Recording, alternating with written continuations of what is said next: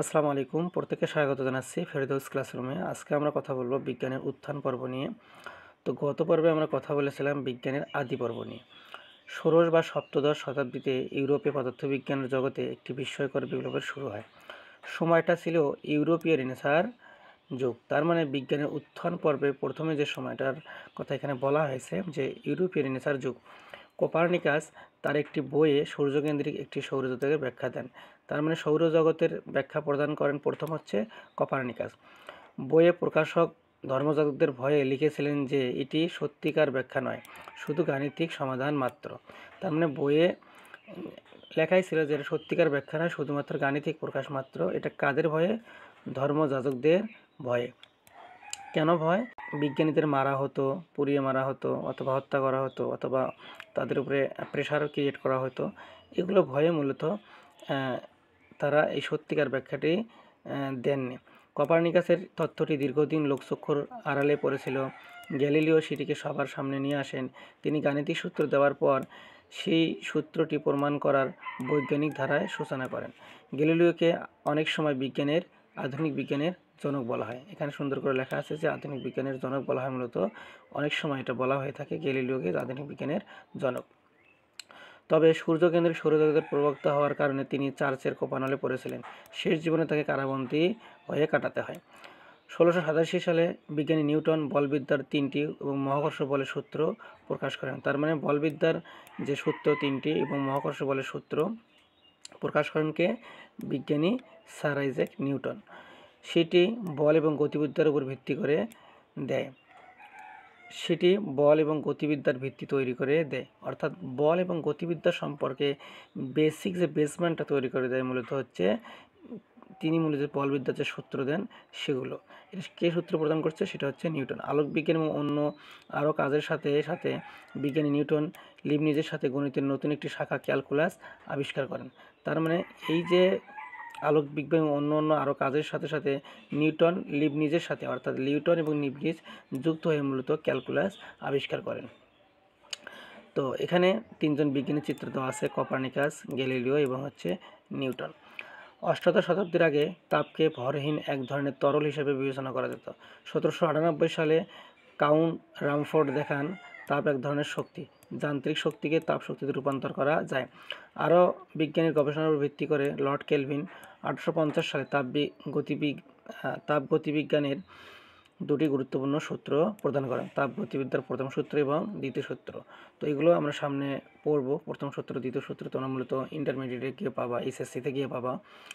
তো এই সূত্রগুলো প্রদান করেন লর্ড কেলভিন। এক্সট্রা অধ্যায় অর্থাৎ বস্তুর উপর তাপের প্রভাব, এখানে গিয়ে আমরা কেলভিন কি এই বিষয়ে বিস্তারিত জানব।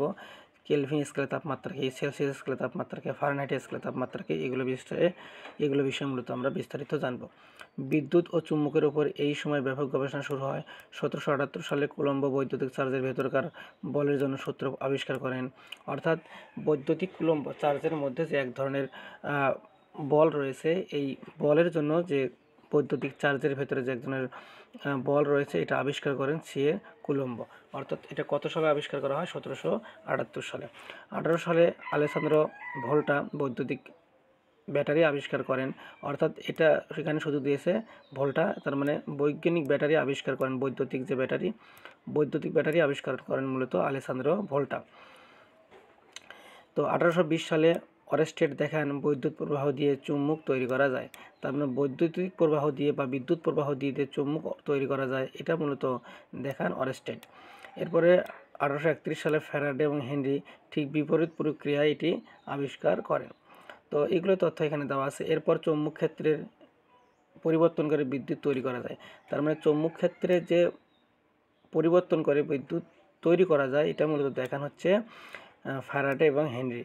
তার মানে ফ্যারাডে এবং হেনরি কি আবিষ্কার করেন? যে চৌম্বক ক্ষেত্রের পরিবর্তন করে, অর্থাৎ চৌম্বক ক্ষেত্রের বিপরীত প্রক্রিয়া, বিপরীতকে কাজে লেগে অর্থাৎ চৌম্বক ক্ষেত্রকে পরিবর্তন করে যে বিদ্যুৎ তৈরি করা যায়, এটা আবিষ্কার করেন ফ্যারাডে এবং হেনরি। 1864 সালে ম্যাক্সওয়েল সমীকরণ দিয়ে বিদ্যুৎ পরিবর্তনশীল বিদ্যুৎ ও চৌম্বক ক্ষেত্রকে একই সূত্রের মাঝে নিয়ে এসে দেখান যে আসলে আলো একটি বিদ্যুৎ চুম্বকীয় তরঙ্গ। তার মানে পরিবর্তনশীল বিদ্যুৎ এবং চুম্বক ক্ষেত্রে একই সূত্রের মাঝখানে নিয়ে এসে দেখান যে আসলে যে আলো একটা বিদ্যুৎ চুম্বকীয় তরঙ্গ। বিদ্যুৎ ও চুম্বক আলাদা কিছু নয়, আসলে এই দুটি একই শক্তির দুটি ভিন্ন রূপ। তার মানে এটাকে দেখান মূলত ম্যাক্সওয়েল বলেন যে চুম্বক এবং বিদ্যুৎ এটা একটা শক্তির দুটো ভিন্ন রূপ, এবং এই যে আলো একটা বিদ্যুৎ চুম্বকীয় তরঙ্গ। এটা সময় উপযোগী, এটি একটি আবিষ্কার ছিল, কারণ 1801 সালে ইয়ং পরীক্ষার মাধ্যমে আলোর তরঙ্গ ধর্মের প্রমাণ করেছিলেন। তার মানে 1801 সালে ইয়ং পরীক্ষার মাধ্যমে আলোর তরঙ্গ ধর্মের প্রমাণ করে রেখেছিলেন। তার মানে ইয়ং পরীক্ষা করেন বা প্রমাণ করেন মূলত আলোর তরঙ্গ ধর্মের বা আলোর তরঙ্গ নিয়ে মূলত ইয়ং ধারণা দেন যে এইগুলো কি হবে। তো এখানে ইবনে আল হায়াম এই কথাটি বলা আছে, তো এখানে মূলত হওয়ার কথা ছিল ইবনে আল হায়ান, এখানে দন্তীর্ণ হবে। তো এখানে হায়াম লেখা আছে। তো আমরা কেমিস্ট্রিতে যখন প্রথম অধ্যায় পড়বো জাবির ইবনে আল হায়ান বা জাবির ইবনে হায়ান এটা লেখা আছে, আর এখানে লেখা আছে আল হায়াম, এখানে মূলত আল হায়ান হবে। এরপরে তোমরা জানতে চেয়েছো অনেক সময় যে স্ট্রিং কি বা কোয়ার কি। এরপরে তোমাদের আরও কিছু প্রশ্নের জটিলতা আছে, বা লোডস্টোন কি, এই বিষয়ে তোমরা জানতে চেয়েছো। তো এই বিষয়গুলো এখন আমরা দেখব। নেই যে কোয়ার্ক কি। কোয়ার্ক হচ্ছে এক প্রকার মৌলিক কণিকা, এরা হ্যাড্রনের গঠন উপাদান। ম্যান এদের নাম দেন কোয়ার্ক। নামটি জেমস জয়েসের ফিনেগানস ওয়েক উপন্যাসের একটি হেয়ালি উক্তি। মাস্টার মার্কের 3টি কোয়ার্ক থেকে নেওয়া হয়েছে। 1964 সালে পদার্থবিদ মেরি জেলম্যান ও জর্জ উইক প্রথম কোয়ার্ক মডেল উপস্থাপন করে। তো আমরা যদি বেসিক্যালি জানতে চাই আসলে কোয়ার্ক কি। কোয়ার্ক হলো একটা মৌলিক কণা যা প্রোটন এবং নিউট্রন গঠিত হয়। অর্থাৎ আমরা যদি বেসিক জানতে চাই কোয়ার্ক কি, তাহলে কোয়ার্ক হলো একটি মৌলিক কণা যার দ্বারা প্রোটন এবং নিউট্রন গঠিত হয়। এই কোয়ার্ক হলো একটি মৌলিক কণা, ইলেকট্রনও একটি মৌলিক কণা। এমন 17 ধরনের অবিভাজ্য মৌলিক কণা দিয়ে মহাবিশ্বের সকল পদার্থ, শক্তি, বল ইত্যাদি গঠিত হয়। বিজ্ঞানীরা গাণিতিক যুক্তি থেকে ধারণা করেছেন যে এই 17টি মৌলিক কণা আসলে স্ট্রিং দিয়ে তৈরি মৌলিক কণা যা প্রোটন এবং নিউট্রন দ্বারা গঠিত হয়। তার কোয়ার্ক হলো একটা মৌলিক কণা, এতটুকু তোমরা জানো, যে যার দ্বারা প্রোটন এবং নিউট্রন গঠিত হয়েছে। তার মানে কোয়ার্ক দ্বারা মূলত প্রোটন এবং নিউট্রনের সৃষ্টি আমরা বলতে পারি। এরপরে কোয়ার্কের 6টা ফ্লেভার আমরা পেয়ে থাকি। একটা হচ্ছে আপ, ডাউন, চার্ম, স্টেট, টপ ও বটম। এই 6টি আমরা ফ্লেভার পেয়ে থাকি। প্রতিটি ফ্লেভারে 3টা করে বন্ড রয়েছে, লাল, সবুজ, নীল। কোয়ার্কের তড়িতাদান ভগ্নাংশ প্রোটন এবং পদার্থবিজ্ঞানের ইলেকট্রনের তুলনায় পরিমাণ হয়ে থাকে। অর্থাৎ পদার্থবিজ্ঞান ইলেকট্রনের পরিমাণে প্রোটন এবং ইলেকট্রনের যে পরিমাণ এর মতো একটা হয়ে থাকে। প্রোটন এবং নিউট্রন হলো হ্যাড্রনের উদাহরণ। প্রোটন আর নিউট্রন কার উদাহরণ? হ্যাড্রনের উদাহরণ। একটু আগে আমরা বললাম যে কোয়ার্ক হচ্ছে হ্যাড্রনের গঠন উপাদান। সুতরাং তোমরা যদি জানতে চাও হ্যাড্রন কি, তাহলে হ্যাড্রনের উদাহরণ মূলত প্রোটন এবং নিউট্রন। একটি প্রোটন প্রকৃতপক্ষে 2টি আপ ও একটি ডাউন কোয়ার্ক নিয়ে গঠিত। একটি নিউট্রন 2টি ডাউন এবং একটি আপ কোয়ার্কের সমন্বয়ে গঠিত। তো এত কিছু তোমাদের জানার দরকার নেই, তোমরা এতটুকুই জানো যে কোয়ার্ক একটা মৌলিক কণিকা যার দ্বারা প্রোটন এবং নিউট্রন কী হয়? গঠিত হয়। তো এতটুকু তথ্য তোমাদের জানলেই হবে। আর এরপরে তোমরা জানতে এসেছো লোডস্টোন কি। লোডস্টোন হচ্ছে একটা প্রাকৃতিক চৌম্বকীয় খনিজ ম্যাগনেটাইট। এগুলো প্রকৃতিতে প্রাপ্ত চুম্বক এবং লোহাকে আকর্ষণ করতে পারে।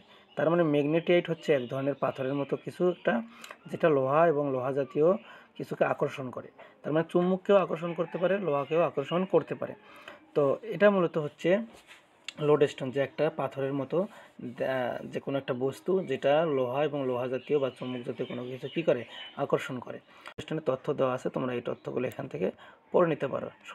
আমাদের এখানে লোডস্টোনের একটা চিত্র দেওয়া আছে, এটা হচ্ছে লোডস্টোনের চিত্র।